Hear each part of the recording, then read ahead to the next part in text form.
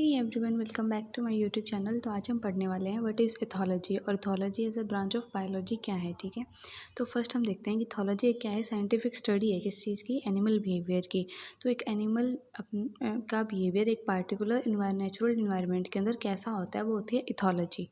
तो एथोलॉजी क्या करती है, हमें क्या करती है, अंडरस्टैंड करने में करती है मदद कि एनिमल के जो बिहेवियर के जो पैटर्न्स है वो नेचुरल हैबिटेट के अंदर कैसे एक्सप्रेस होते हैं और ये कैसे होते हैं। ठीक है, और ये कैसे हमें इससे ये भी पता चलता है कि जो इन्वायरमेंट के जैसे इवोल्यूशनरी प्रोसेस होगी, इकोलॉजिकल फैक्टर्स हो गए और सोशल इंटरेक्शन होगी, वो कैसे एक एनिमल के बिहेवियर को इन्फ्लुएंस करती है। ठीक है, तो की एस्पेक्ट्स देखते हैं हम इथोलॉजी के अंदर क्या होते हैं। फर्स्ट है नेचुरल सिक ऑब्जर्वेशन।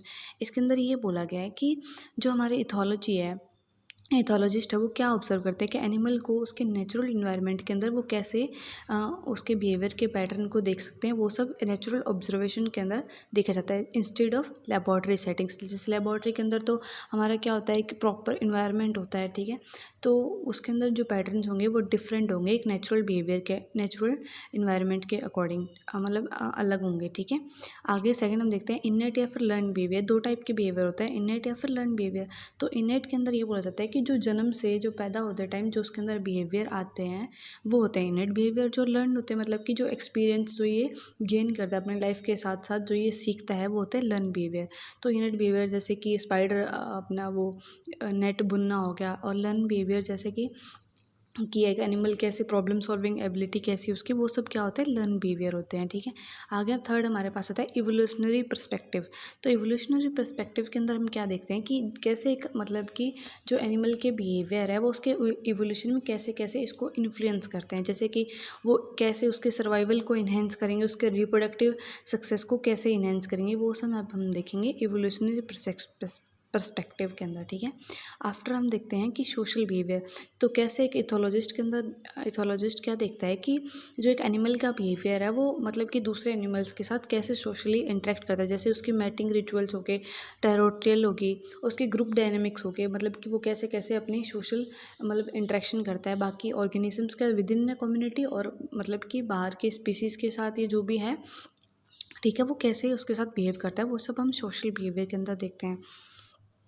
आफ्टर हम देखते हैं कि कम्युनिकेशन। जैसे इथोलॉजी के अंदर हम देखते हैं कि एक एनिमल की जो है उसका बिहेवियर वो कैसे क्या करता है, मतलब कम्युनिकेट करता है अदर ऑर्गेनिजम्स के साथ। जैसे कि वोकलाइजेशन हो गया, जैसे कि वो अलग अलग स्पीसीज़ अपने अलग अलग वोकलाइजेशन होती है, उनके अलग अलग सिग्नल्स होते हैं, अलग अलग आवाज़ निकालते हैं वो। जैसे सेक्सुअली जो होती है उनकी आवाज़ अलग होती है, लाइक ठीक है, तो वो सब वोकलाइजेशन हो गई। और बॉडी लैंग्वेज उनकी अलग अलग कैसे कैसे वो मतलब कि बॉडी लैंग्वेज के थ्रू मतलब कि कम्युनिकेट करते हैं वो सब।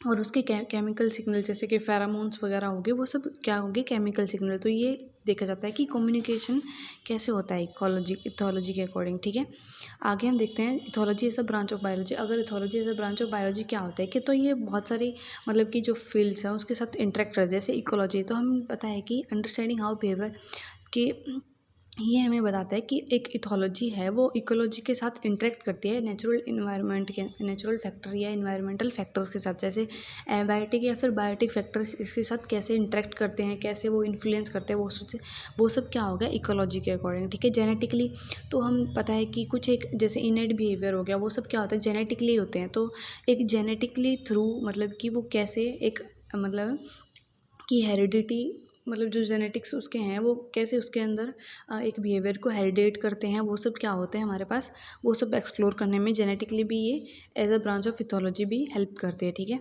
आगे हम देखते हैं इवोल्यूशनरी बायोलॉजी। इसके अंदर क्या होता है कि कैसे मतलब कि time to time evolutionary changes के थ्रू मतलब कैसे एक उसके मतलब बिहेवियर पे चेंजेस आए और वो कैसे उसको इन्हेंस कर रहा है टाइम टू टाइम। ठीक है, वो सब हम क्या पढ़ते हैं इसके अंदर पढ़ते हैं। ठीक है, आगे जैसे मैंने बोला कि इथोलॉजी एक ब्रॉड अंडरस्टैंडिंग है लाइफ साइंस की, जिसके अंदर ये हमें प्रोवाइड करती है। क्या प्रोवाइड करती है, अडेप्टिव सिग्निफिकेंस ऑफ बिहेवियर, मतलब कैसे कैसे बिहेवियर अडेप्ट होते हैं, कैसे वो मतलब कि बायोडाइवर्सिटी को इन्हेंस, उसकी नॉलेज को गेन करने में और बहुत सारे कंजर्वेशन एफर्ट्स को लगाने में, सब कुछ में क्या करते हैं, एक इथोलॉजी हेल्प करती है। ठीक है, थैंक यू सो मच।